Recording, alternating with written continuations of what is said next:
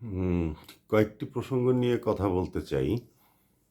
তার মধ্যে ১ম এই আসি যে এই সময়ে সবাই উত্তেজিত হচ্ছেন, অবাক হচ্ছেন যে জামাত, বিশেষ করে তাদের ছাত্র সংগঠন শিবির যেভাবে ছাত্রলীগের মধ্যে তারা আত্মগোপন করেছিল, এই আ আ জুলাই আগস্ট আন্দোলনে, ছাত্র গণ অভ্যুত্থানে আ তারা সাধারণ মানুষকে সাথে পেয়েছিল পরিচয় গোপন রেখেই। এবং এই আন্দোলনটা শুধু তাদের ছিল না, কিন্তু আন্দোলনের পরে চালিকা শক্তি হিসেবে প্রো ইসলামিস্টরাই যে এই অ্যা আন্দোলনের সুফলটা বা ফলটা তারাই যে ভোগ করছে, আ এটি আমরা দেখতে পাচ্ছি। তবে আ শিবিরের এই যে আত্মপ্রকাশের ঘটনাগুলো ঘটছে, বা জামাতেরও যারা উম এতদিন গোপন ছিলেন, তারা বাইরে বেরিয়ে আসছেন, নিজেদের পরিচয় দিচ্ছেন। ফেসবুকের যে সমস্ত লেখকরা আগে আওয়ামী লীগের কথা বলতেন, নিজেদের ভাব দেখাতেন যে তারা সরকারের প্রতি খুবই অনুগত।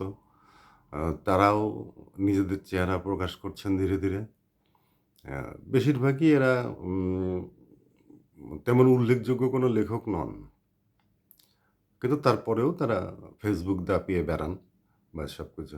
এই জিনিসগুলা, এইসব নিয়ে উম আপনারা যে অবাক হচ্ছেন, আ মনে হচ্ছে যে কেউ হতাশও হচ্ছেন।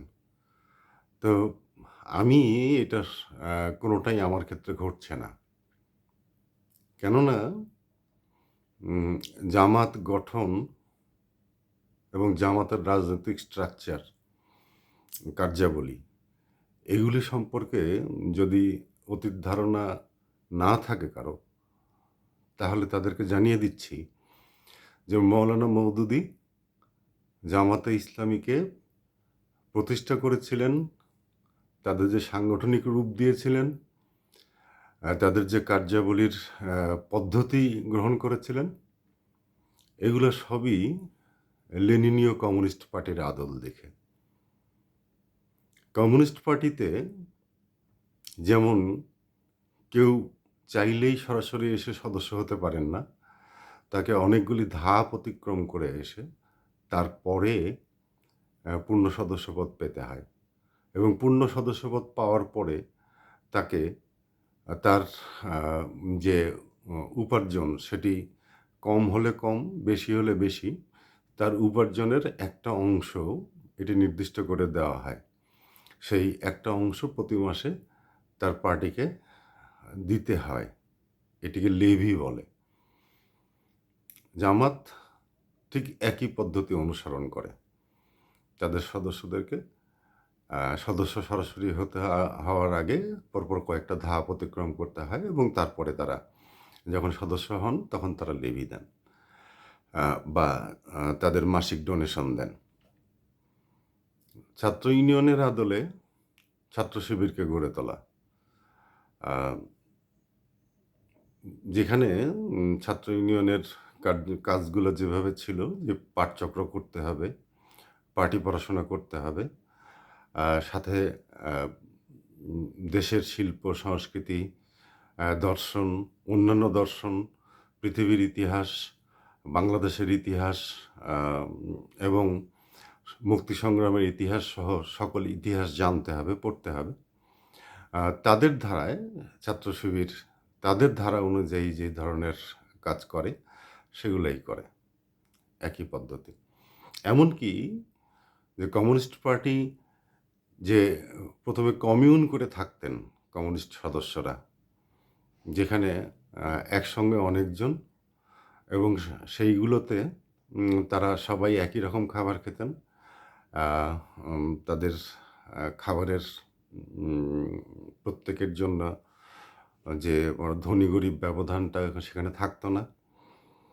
তারা সবাই পার্টির কর্মী।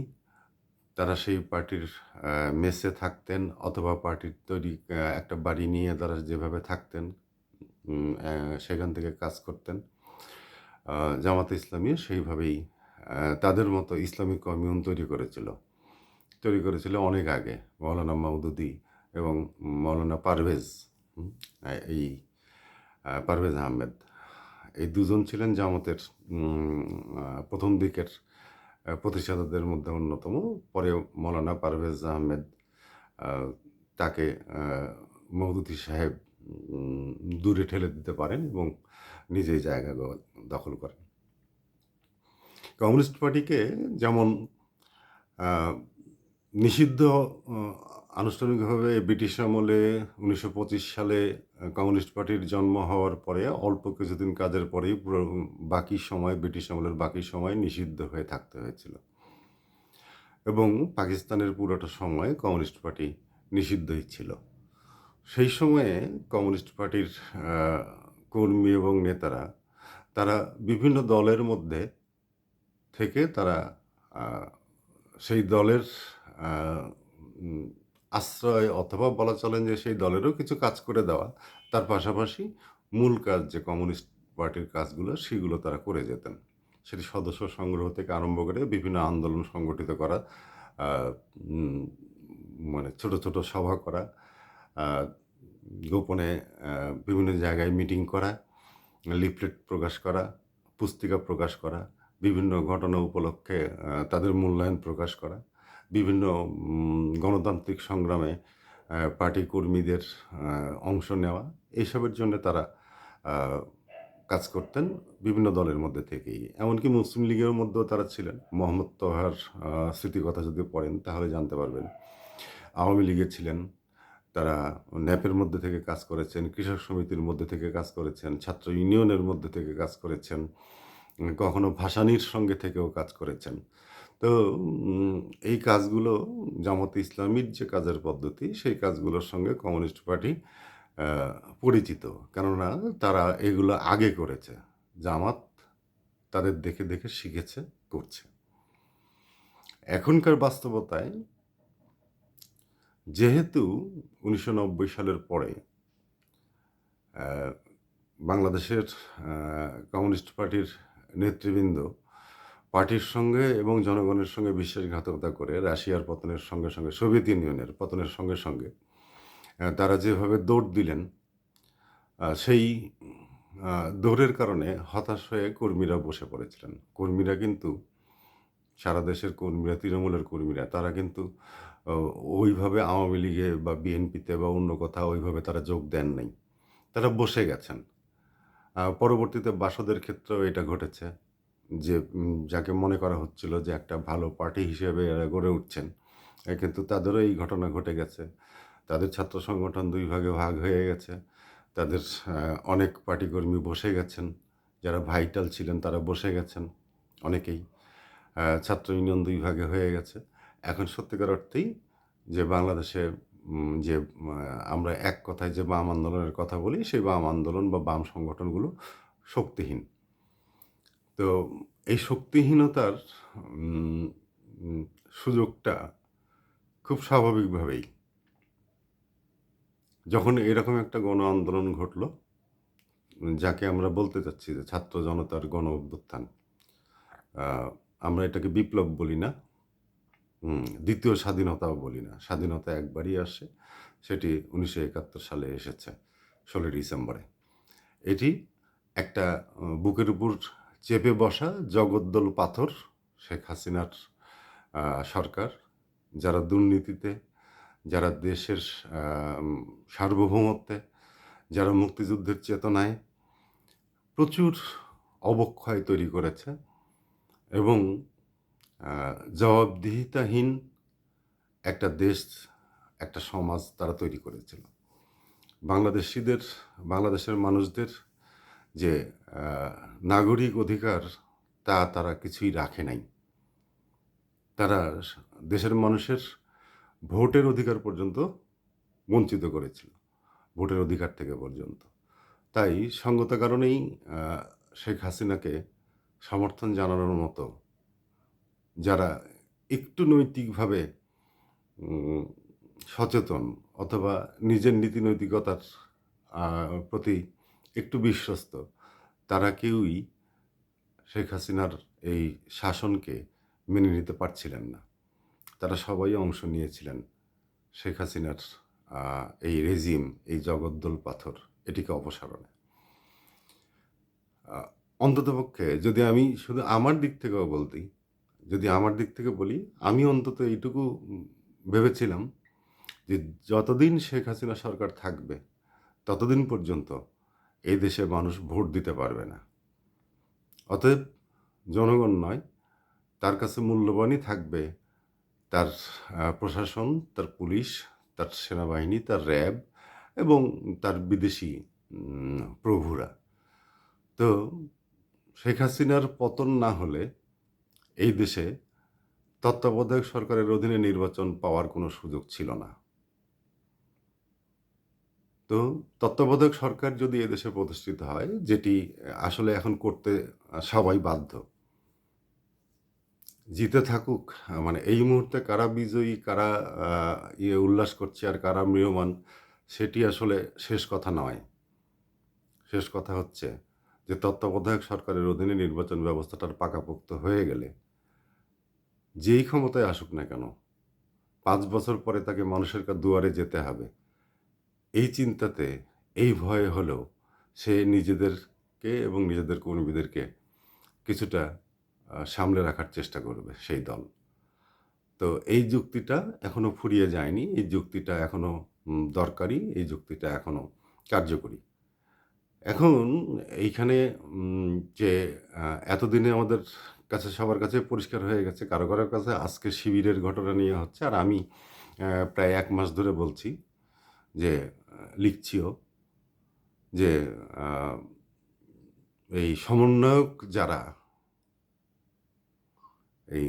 লাভবান হয়েছেন, ক্ষমতার সঙ্গে সম্পৃক্ত হয়েছেন, ক্ষমতার বিভিন্ন স্তরে যারা অবস্থান করছেন, তারা সবাই মানে জামাত বা শিবির না হলেও জামাত শিবির ঘেঁষা। এবং তারা জামাত শিবির, তারা হেফাজত এবং চরমোনাই পীর ধরনের এই মানুষগুলোকে, এই দলগুলোকেই তারা প্রশ্রয় দেবে, এই দলগুলোকেই তারা সামনে এগিয়ে দেবে। তারা ইনক্লুসিভনেসের কথা বলে, আসলে যাকে এক্সক্লুসিভ করার, সে এক্সক্লুসিভ করার চেষ্টাও করছে।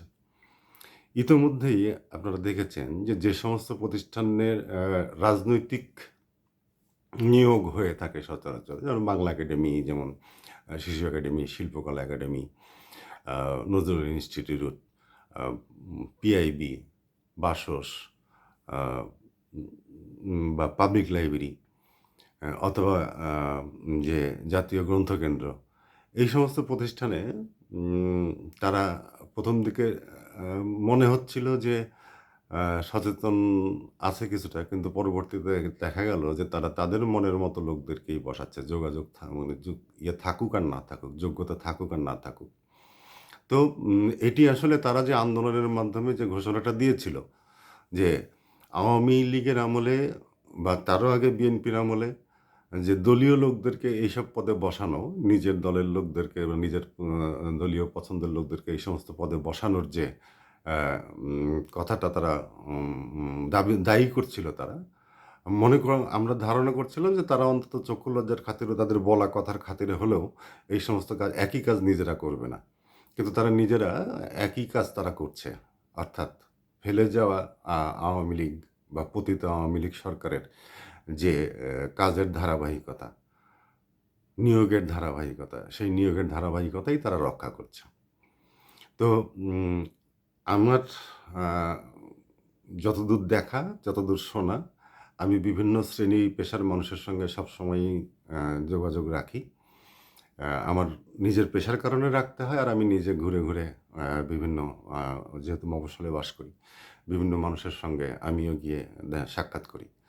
তো সমন্বয়কদের যে গ্ল্যামার অথবা কারিশমা, তা আসলে প্রায় মুছে গেছে এবং আর অল্প কয়েকদিন পরে এগুলো আর থাকবে না। আজকে যখন জানা যাচ্ছে যে ১৫২ জনের মধ্যে ১০৮ জনই শিবির, তো তাতেও খুব কম বেশি কিছু আসে যায় না।